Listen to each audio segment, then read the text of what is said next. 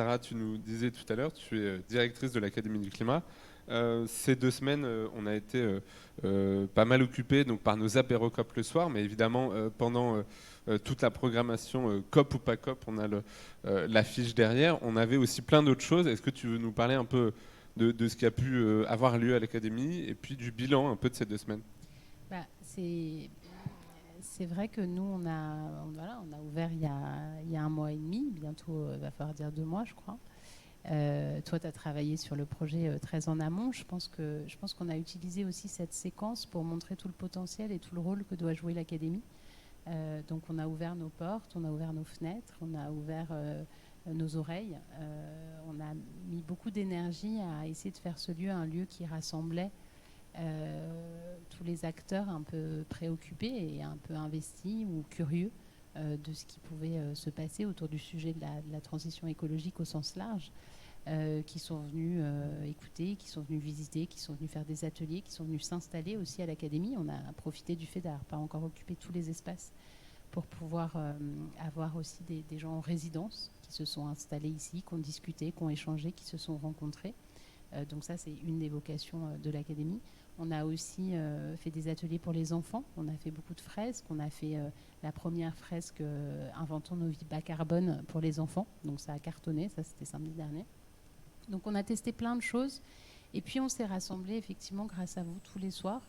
On vous a donné les clés aussi. Enfin, je trouve qu'on a très bien incarné cette alliance entre ce que veut faire la ville de Paris, c'est-à-dire donner donner les clés à la jeunesse qui est déjà engagée, en fait, qui est déjà investie, qui est déjà en route et qui a tracé le chemin. On avait en parallèle Yann qui était là, qui est notre monsieur climat à la ville de Paris, engagé sur ce sujet depuis des années. Je pense qu'une partie du prix que la ville de Paris a reçu, c'est aussi grâce à lui, grâce à son énergie. Donc je pense que l'Académie, pendant ces 15 jours, a vraiment montré son potentiel. Nous a montré ce qu'on avait envie d'être aussi, je pense, un lieu de solution. Je pense que toi, comme moi, comme beaucoup, on n'attendait pas grand-chose de la COP26 là-bas, mais que c'était un prétexte pour réfléchir, pour se donner du contenu et pour tracer notre ligne, qui est plutôt celle des solutions, de donner à voir le chemin, non pas en débattant voilà, du degré qu'il faudrait atteindre, mais plutôt des moyens qui existent déjà et qu'il faut amplifier, qu'il faut partager. Je pense que c'est ça qui a été très réussi aussi, c'est tous les débats que vous avez organisés. Alors évidemment, j'ai été marquée par le premier, parce que je pense que c'était l'émotion du premier sur la finance, et on se moque encore de moi aujourd'hui parce que j'en parle tous les jours, mais c'était hyper impressionnant, et j'utilise cette phrase à bon escient, que le grand remplacement soit en marche, et que les jeunes qui étaient déjà investis, soit par des associations, soit par leur milieu professionnel, nous expliquent en fait que les solutions existaient, comment fallait faire, quelle était la direction. Et c'est ça qui m'a plu tous les soirs, c'était de voir en fait que c'était plus les vieux experts grisonnants, qui sont très importants quand même pour nous faire part aussi de leur expérience, qui montraient le chemin, mais que c'était la nouvelle génération qui prenait en main un peu les choses. Donc en tout cas, moi je suis très très contente de cette séquence, même si on a encore beaucoup de travail ensemble. Et toi? À part avoir attrapé un rhume, je pense, dans cette On salle, il fait s'adapte. un petit peu froid. Adaptation au changement. En effet, donc on a eu le plaisir d'animer donc 9 apérocop, 4 la semaine dernière, 5 cette semaine, avec toujours ce dispositif des duplex, qui, à mon avis, a vraiment permis de pouvoir faire le lien et de mettre en lumière la présence des jeunes générations via les associations qui se rendent sur place. Pour certaines tous les ans, depuis quelques années. Pour d'autres, c'est nouveau, c'est aussi une découverte. La quasi-totalité des jeunes qu'on avait en duplex, pour le coup, c'était la première fois qu'ils allaient à la COP. Donc c'est aussi pouvoir retransmettre cette expérience, parce que globalement, moi, avant que je rentre dans des associations comme celle-ci, moi j'ai pu aussi une année assister à une COP, à la COP 24 à Katowice en Pologne. Donc d'expérience, je sais aussi à quel point c'est un univers, c'est une expérience très particulière, c'est extrêmement complexe. Donc je pense que le travail de l'Académie du climat, en tout cas des duplex qu'on a fait de retransmission de ça, c'était aussi une façon de pouvoir participer en fait à cette sensibilisation et à aider, à accompagner les associations, à sensibiliser, à transmettre leurs retours. Et puis toujours cette deuxième partie qui était d'une discussion thématique avec des thématiques donc, très larges, énergie, finance, transport, nature, etc. Donc sur lesquels on aurait pu passer des heures à reparler du constat, à reparler qu'en effet l'industrie des transports est une des industries les plus polluantes et donc les plus responsables du dérèglement climatique. On aurait pu, pendant la discussion thématique sur nature, je me souviens qu'on a posé comme... En fait, l'objectif de ces discussions, c'était de dire on connaît le constat. Et donc à nature, on a posé, on ne va pas revenir sur les chiffres de l'effondrement de la biodiversité. En fait, on part que c'est acquis. C'est aussi toujours important d'expliquer pourquoi on a cet état de la biodiversité, on a les mécanismes du dérèglement climatique, etc. Mais là, c'était beaucoup plus d'accès, ok, qu'est-ce qu'on fait, comment est-ce qu'on transforme notre société, où est-ce qu'on doit aller à partir de ces constats, des situations complexes et problématiques auxquelles on fait face. Donc, et ça, on a essayé de le faire tous les soirs avec les discussions thématiques et de pousser vraiment avec en effet des panels plutôt jeunes, plutôt assez divers de profils. On avait aussi des entreprises, on avait des startups, on avait des associations, des collectifs, on a eu des coopératives, des experts ou expertes plutôt scientifiques. Mais avec toujours des points de vue assez variés qui apportaient des pistes. Alors évidemment, j'ai le regret, je pense qu'on ne peut pas annoncer que là on a un plan de solution complète à livrer, mais en tout cas on a planté un certain nombre de graines. Et on repart du côté de l'Académie du climat, je trouve, avec toutes les parties prenantes qui la font vivre, avec plein d'idées, d'événements, de conférences, de débats, de projets apportés, que ça soit de la part des invités, mais aussi du public qui, tous les soirs, posait beaucoup de questions et puis interagissait aussi avec les invités. Donc ça, je pense que c'est une très belle réussite sur ces discussions thématiques. Moi, je voudrais rajouter une chose qui effectivement apparaît moins dans la partie événementielle, c'est que tout le travail de jour de l'Académie, c'est aussi d'aller chercher les gens qui sont éloignés de la thématique. Et tout le rôle de l'Académie, outre le fait de passer, d'être relais, de justement construire le chemin des solutions collectivement, c'est aussi d'aller chercher la jeune génération, parce qu'il ne faut pas qu'on se voile la face. Il y a quand même encore beaucoup de gens, jeunes, moins jeunes, qui ne sont pas du tout préoccupés par le sujet. Et tout notre rôle, et c'est ça aussi le travail qu'on a pu faire avec l'équipe, c'était de vraiment réfléchir à comment on va les chercher par le système justement éducatif, par les associations qui s'occupent aussi de jeunes dans différents domaines. Et ce qu'on a aussi éprouvé et qui n'avait rien à voir avec l'apérocop, c'était aussi notre premier travail justement avec une association Impulsion 75 qui vient du coup avec des jeunes qui se sont un peu désinsérés du système scolaire classique et qui vont suivre une formation d'éducateur sport santé. Et du coup, avec qui on a créé un parcours spécifique où ils sont la moitié du temps à l'INSEP et l'autre moitié à l'Académie du climat. Et on a du coup éprouvé ça pour la première fois, c'est-à-dire qu'on est parti en leur prêtant le gymnase, la salle de sport, puis on les a amenés sur les différentes thématiques en partant de leur centre d'intérêt qui était le sport.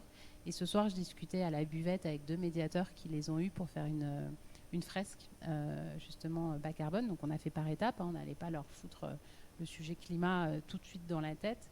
Et en fait, ça a hyper bien fonctionné. Et du coup, d'ailleurs, on a dit qu'on allait poursuivre un peu les échanges au-delà du programme qu'on avait fixé. Mais en tout cas, ils se sont mis à dialoguer entre eux autour des sujets, la fringue, la consommation, entre celui qui disait, bah oui, c'est vrai, moi je change ma garde-robe toutes les semaines, et puis l'autre qui disait, enfin, tous les ans, là je fais ma Marseillaise, mais tous les ans, l'autre qui disait, bah non, bah ouais, bah moi je récupère de mes frères, de mes sœurs, parce qu'il y a aussi le sujet du coût de la vie. Et donc les médiateurs qu'on a formés ces 2 derniers mois, et c'était leur première épreuve, ils sont sur des publics plus jeunes, et là ils étaient sur du 16-17 ans, étaient hyper contents de l'échange que ça avait provoqué et d'avoir réussi en fait à les amener par ce parcours qu'on avait construit, encore une fois en partant du sport, vers ces enjeux-là, et donc vers l'idée que c'était leur quotidien et qu'il y avait un enjeu à construire. Et du coup, c'est aussi, et je tiens vraiment à le rappeler, on marche sur nos 2 jambes entre ceux qui savent, comme tu dis, on n'est pas là pour faire le constat, on sait, on n'a même plus besoin de parler du constat. On est là pour proposer les solutions et puis en débattre, parce qu'il y a des curseurs à placer, en fait, c'est une question de curseur.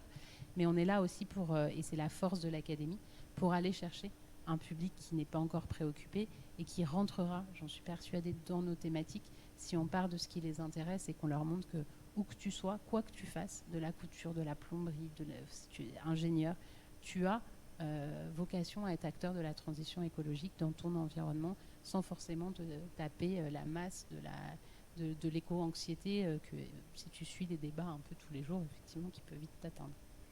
Je tenais à le rappeler aussi. En effet, on a sur je fais le point sur le lien avec cette question d'éco-anxiété et du coup de la question émotionnelle, de la question, je fais le lien avec la question culturelle. C'est aussi pour ça qu'on a essayé au maximum sur ce format des apérocopes de mettre de temps en temps donc, des vidéos et des courts-métrages, parfois humoristiques, parfois plus sensibles ou plus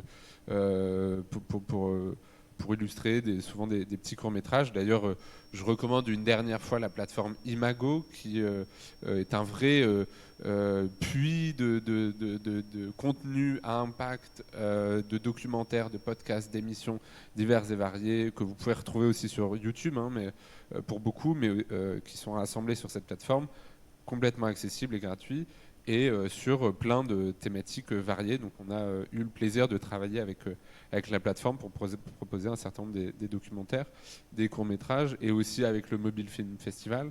Cette question des récits, au fond, de comment on transmet la transition, comment on transmet les supports de la transmission de ces messages, etc. Elle est hyper importante, et c'est aussi une des envies sur lesquelles on a envie de travailler par la suite. Et ces suites, peut-être pour terminer là-dessus, qu'est-ce qu'on fait demain où on va dormir un peu, comme disait Yann, ce week-end à minima, mais la semaine prochaine et les prochaines semaines, qu'est-ce qu'on fait à l'Académie du Climat ? Déjà, alors attends, faut pas que je me trompe, mais je crois que le 1er ou le 2 décembre, on fait la remise des prix du Mobile Film Festival. Le 8 ? T'as le 8, toi ? C'est le 8, je crois. C'est le 8. Bon, bah, c'est le 8. T'es encore plus calé que moi sur la programmation. J'ai eu Bruno plusieurs fois. D'accord. En fait, on va continuer. On va essayer de s'organiser un peu, parce que là, on y met beaucoup d'énergie. On va essayer de thématiser un peu plus, parce que là, on a fait vraiment la grande ouverture. On a tout mélangé. On a une très belle expo, même 2 expos en bas, alors que on a Nicolas Henry qui s'est installé, qui a fait un travail magnifique pour rhabiller une salle avec l'exposition qu'il avait essaimée dans tout Paris. On va continuer à discuter, on va renforcer les ateliers aussi, parce que c'est la philosophie de l'académie, c'est d'apprendre par le faire. Donc c'est insérer progressivement du contenu à travers la manipulation d'objets, de choses, de la couture, de la cuisine, du potager, de la construction. Donc ça, on va continuer, on va le renforcer, on va essayer de mettre de la force aussi dans tout ça. On va continuer ensemble à travailler aussi sur, comme tu disais, pour prendre cette matière et puis continuer à la diffuser, être encore plus fort, parce que le but, c'est de pas de parler entre nous, c'est de renforcer la puissance du message et d'élargir les rangs au maximum. Donc je pense qu'on va continuer à essayer de reprendre sujet par sujet et voir ce qu'on peut apporter en branchant les différents acteurs, parce que je pense que c'est la force de l'Académie du Climat aussi, et on l'a vu sur ces dernières semaines. On n'a pas eu Extinction Rebellion, parce que c'est vrai qu'ils font des alertes à la bombe à Glasgow. Chez nous, ils ont juste mis des très très beaux collages dans nos espaces, pour plutôt des appels à la paix et des appels à prendre soin de la planète. On va donc continuer quand même à accueillir un peu les activistes, mais aussi les associations. Et c'était ça qui était fort dans le panel, c'était d'associer des militants et des experts, des entreprises, parce qu'elles ont elles ont leur rôle à jouer, et puis de continuer à brancher, encore une fois, toutes ces compétences entre elles pour consolider le message et donner plus de puissance. Et puis on continuera aussi à donner de plus en plus de place. Enfin, moi, je suis la directrice, mais je me présente, tu le sais, souvent en facilitatrice. Mon rôle, c'est plutôt d'accompagner l'émergence des projets, l'émergence des discussions, et pas d'imposer un projet par le haut. Donc, je pense qu'on continuera à vous pousser à occuper un maximum d'espace, un maximum de construire un maximum la programmation. J'entendais les Jacques dire ça, nous, de vous brancher aussi progressivement avec le public qu'on accueille, voir justement comment on fait ce parcours ensemble pour que nous, on aille les chercher là où ils sont et qu'on amène à un moment donné à cette rencontre entre ceux qui sont déjà engagés et ceux qui s'engageront forcément après passer à l'académie. Donc c'est tout ce travail-là qu'il va falloir qu'on continue dans les prochaines semaines. Super, ça, c'est prometteur. Et tu as le droit de dormir ce week-end. Si on se repose juste ce week-end. Et Hugues aussi, que je tenais à remercier chaleureusement. Et surtout, et en plus, l'équipe, et notamment Wissal, qui tous les soirs a tenu, on va dire, la réal, hein, parce que c'est comme ça qu'on dit dans le milieu, épaulé ce soir par Jean-Claude, les autres soirs par Pierre ou Alma. Mais en tout cas, vous avez été aussi très brillants sur cette première séquence parce qu'on est hyper fiers de notre matos. Hein. Ça n'a pas l'air comme ça, mais c'est notre petite pépite parce qu'on bricole toute la journée. Mais là, on peut être assez fiers d'avoir pu retransmettre tous ces débats sur Facebook, entre autres, et d'avoir du coup du contenu, enfin, qu'on va pouvoir aussi diffuser largement. Donc un grand merci aussi à vous là-dessus, sur tout le boulot que vous avez accompli, parce que c'est une vraie fierté pour l'Académie. Merci beaucoup. Si vous voulez retrouver toutes les actus, toutes les dates, évidemment, tous les duplex, tous les apérocopes même sont sur la page Facebook de l'Académie du Climat, que vous pourrez revisionner. On les mettra aussi, il me semble, en entier ou montés sur le site de l'Académie du Climat. La programmation pour les prochaines semaines, on a une sous-partie dans une ou deux, le 27 le samedi 27, en fait on a la semaine de la réduction des déchets, ouais, qui commence le 23 ou quelque chose comme ça, en tout cas le lundi de la semaine du 27, et qui se termine par une très très belle journée autour d'une soupe que nous allons composer tous ensemble. Donc on vous invite évidemment à venir toute l'après-midi et la soirée ici à l'Académie du Climat. La semaine d'après, encore d'autres événements avec Cartooning for Peace. Le 4 décembre. 4 décembre. Autour de la presse et du dessin engagé. Et encore la semaine d'après, un marché de Noël engagé, donc aussi pour faire vos courses de Noël, acheter des cadeaux et trouver de l'inspiration, mais plutôt éthique et éco-responsable. Ici à l'Académie, et puis toute la semaine, toujours des ateliers, des conférences, des formations, tout à retrouver sur le site de l'Académie. On n'est pas encore arrivé à Glasgow. Je vous appelle tous à aller pédaler en bas. C'est le dernier jour, il me semble, pour essayer notre challenge de rejoindre Glasgow à vélo ou à défaut de recharger sa batterie de téléphone.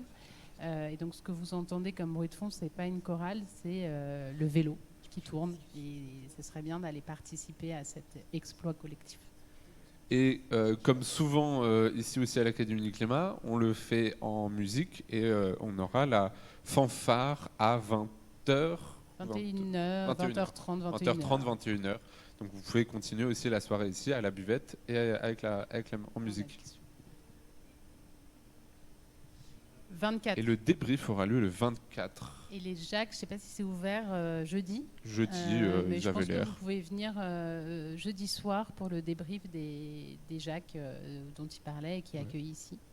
Et on va dérouler aussi tout un retour. On va aussi avoir la présentation par Negawatt de sa stratégie justement de sortie du nucléaire, entre autres. Enfin, en tout cas, de sa stratégie pour une énergie propre dès demain.